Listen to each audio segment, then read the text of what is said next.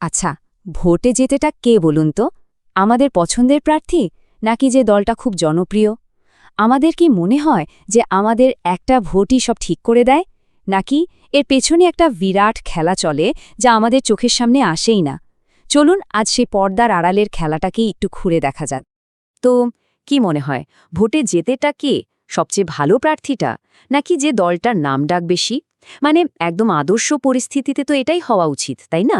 যে শিক্ষিত, যে মানুষের সমস্যা বোঝে, তারই তো জেতার কথা। কিন্তু সত্যিটা হলো, আমরা যা দেখি, মানে এই যে এত মিটিং, মিছিল, বড় বড় ভাষণ, এগুলো তো সব ওপরের ছবি। আসল খেলাটা চলে পর্দার আড়ালে, অনেক গভীরে। আর এটা কোনো ছোটখাটো ব্যাপার নয়, এটা একটা বিরাট অপারেশন, যেখানে লক্ষ লক্ষ লোক, কোটি কোটি টাকা আর বছরের পর বছরের প্ল্যানিং কাজ করে। তো চলুন সবার আগে ভোটের এই যে বাইরের চাকচিক্য, এই ইলিউশনটাকে একটু ভেঙে দেখি। দেখুন, আমরা সবাই কি চাই? আমরা চাই এমন একজন জিতুক যে পড়াশোনা জানে, ভদ্র, যে আমাদের আসল সমস্যাগুলো নিয়ে কথা বলবে। কিন্তু বাস্তবে জেতেটাকে প্রায়ই দেখা যায় এমন লোক জিতছে যার নামে হয়তো ক্রিমিনাল কেস আছে, ভোটের পর যার মুখ আর দেখা যায় না, কিন্তু তারপরেও সেই বিশাল ভোটে জিতে যায়। প্রশ্নটা হলো কেন? কেন এমন হয়? এই কেনর উত্তরটা কিন্তু লুকিয়ে আছে জেতার একদম প্রথম আর সবচেয়ে জরুরি ভিত্তির মধ্যে। আর সেই ভিত্তিটা হলো সংগঠন। শব্দটা শুনতে খুব সাধারণ, তাই না? কিন্তু বিশ্বাস করুন, ভোটে জেতার জন্য এর চেয়ে গুরুত্বপূর্ণ আর কিছু নেই। এটা হলো একটা দলের কঙ্কাল বা শিরদাঁড়ার মতো, একটা মাল্টি লেয়ার স্ট্রাকচার। ব্যাপারটা অনেকটা পিরামিডের মতো। দেখুন, একেবারে ওপরে থাকেন রাজ্য সভাপতি, তার নিচে জেলা সভাপতি, তারপর ব্লক, তারপর অঞ্চল, আর সব শেষে একদম মাটি কামড়ে পড়ে থাকে যে স্তরটা, সেটা হলো বুথ। সমস্ত নির্দেশ আর প্ল্যানিং কিন্তু এভাবেই ওপর থেকে নিচে নেমে আসে। আর এই বুথ লেভেলের কর্মীদের কাজটা যে কি, সেটা শুনলে অবাক হয়ে যাবেন। তাদের কাজ হলো নিজের এলাকার প্রত্যেকটা পরিবারকে চেনা, কার বাড়িতে কজন ভোটার, কে কোন পার্টিকে সাপোর্ট করে, সব তাদের নখ দর্পণে। ভোটের দিন নিজেদের সমর্থকদের বাড়ি থেকে ডেকে বুথ পর্যন্ত নিয়ে আসার দায়িত্ব কিন্তু তাদেরই। এই যে একেবারে নিচু তলায় নেমে ভোটারদের প্রভাবিত করা, এটাই হলো আসল খেলা, যাকে বলে হাইপার লোকাল ইনফ্লুয়েন্স। কিন্তু এত বড় একটা সংগঠন, এত লোক, এটা চলে কিসের জোরে? এর পেছনে লাগে দুটো জিনিস, দুটো চালিকা শক্তি। সোজা কথায়, টাটা আর পাওয়ার। টাকার খরচেরও দুটো দিক আছে। একটা হলো যেটা আমরা দেখতে পাই, বড় বড় র্যালি, পোস্টার, ব্যানার, টিভিতে বিজ্ঞাপন। কিন্তু এর চেয়েও বড় একটা খরচ আছে, যেটা অদৃশ্য, যেটা আমরা দেখতে পাই না। যেমন এই যে হাজার হাজার কর্মী দিন রাত খাটছে, তাদের খাওয়া দাওয়া, যাতায়াত, ইনসেন্টিভ, কিংবা ধরুন এলাকার ক্লাবে টুর্নামেন্টের জন্য স্পন্সর করা। আর ভোটের আগের রাতের বিশেষ ব্যবস্থার কথা তো ছেড়েই দিলাম। সবই এই অদৃশ্য খরচের অংশ। শুনতে খারাপ লাগলেও এটাই সত্যি।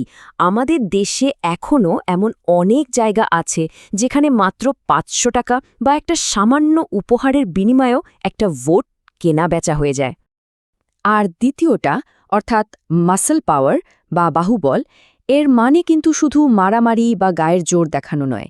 এর আসল উদ্দেশ্য হল ভয় দেখানো, প্রতিপক্ষের মনে ভয় ঢুকিয়ে দেওয়া, যাতে তারা ঠিকমতো প্রচারই করতে না পারে, এলাকায় নিজেদের একটা দাপট তৈরি করা। এটাও কিন্তু ইলেকশন জেতার একটা ঠান্ডা মাথার স্ট্র্যাটেজি। ওকে, তো সংগঠন হলো, টাকা পয়সা আর পাওয়ারও হলো। এরপর আসে সবচেয়ে সূক্ষ্ম আর সবচেয়ে ভয়ঙ্কর খেলাটা, মানুষের মনকে কন্ট্রোল করার খেলা। এই খেলাটার নাম হলো ন্যারেটিভ তৈরি করা। ন্যারেটিভ মানে কি? সোজা কথায় একটা গল্প বলা, এমন একটা গল্প যেটা মানুষের মাথায় ঢুকিয়ে দেয়া হয়। যেমন একটা হাওয়া তৈরি করা যে আমরাই তো জিতছি, আর কেউ নেই। এই হাওয়াটা একবার তৈরি হয়ে গেলে দেখবেন অনেকেই কিন্তু সেই হাওয়ার দিকেই ঝুঁকে পড়ে। আর এই ন্যারেটিভ কিন্তু এমনি এমনি তৈরি হয় না, এর একটা ফর্মুলা আছে। প্রথমে কি করতে হয়? হাজারটা ইস্যু থেকে মাত্র ২-৩টে মেইন ইস্যু বেছে নেওয়া হয়। তারপর সেই ইস্যুগুলোকে একটা সুন্দর মোড়কে প্যাক করা হয়। যেমন ধরুন, চাকরি নেই এটা না বলে বলা হলো নতুন সুযোগ তৈরি হচ্ছে। আর তারপর একটাই কাজ, রিপিট রিপিট অ্যান্ড রিপিট, একই কথা বারবার সব জায়গা থেকে বলতে থাকা। কারণ রাজনীতির একটা পুরনো নিয়ম হলো, একটা মিথ্যেকেও যদি আপনি হাজারবার বলেন, একসময় সেটাই লোকের কানে সত্যি বলে মনে হতে শুরু করে। এভাবেই পারসেপশন তৈরি হয়। সত্যি কি তার চেয়েও বড় হয়ে দাঁড়ায় মানুষকে কি বিশ্বাস করানো হচ্ছে। এবার আসি প্রার্থী বাছার খেলায়। এটাও কিন্তু অঙ্ক কষে হয়। ধরুন একটা এলাকায় 40% সংখ্যালঘু ভোটার। তাহলে কোন দল কি করবে? খুব সোজা, তারা চেষ্টা করবে একজন সংখ্যালঘু প্রার্থী দেওয়ার। কারণটা পরিষ্কার, ওই 40% ভোটের একটা বড় অংশ পাওয়ার সম্ভাবনা বেড়ে গেল। এরপর বাকি 60%-এর জন্য অন্য কোনো ইস্যু তুলে ধরতে পারলেই ব্যাস, জেতার অঙ্কটা অনেক সোজা হয়ে যায়। এই জিনিসটাকেই বলে কাস্টমাইজড পলিটিক্স, মানে সবার জন্য এক নীতি। এই ব্যাপারটা এখানে চলে না। কৃষকদের জন্য একরকম প্রতিশ্রুতি, ব্যবসায়ীদের জন্য আরেক রকম। এক ধর্মের মানুষের জন্য এক কথা, তো অন্য জাতের মানুষের জন্য আরেক কথা। সোজা হিসাব, যার যেমন ভোটার তার জন্য তেমন টোপ। আর সব শেষে এত কিছুর পরেও মানুষ যখন ভোটটা দিতে যায়, তার মনের ভেতর কি চলে? প্রথমত, ব্যান্ডওয়াগন এফেক্ট, মানে যেই জিতছে তাকেই ভোট দাও।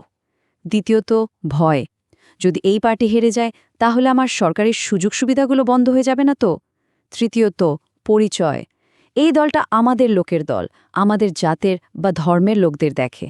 আর চতুর্থ, পারিবারিক ঐতিহ্য, বাবা দাদারা এই পার্টিকে ভোট দিয়ে এসেছেন, আমিও তাই দেব। যুক্তিবুদ্ধির চেয়ে এই আবেগগুলোই অনেক সময় বড় হয়ে ওঠে।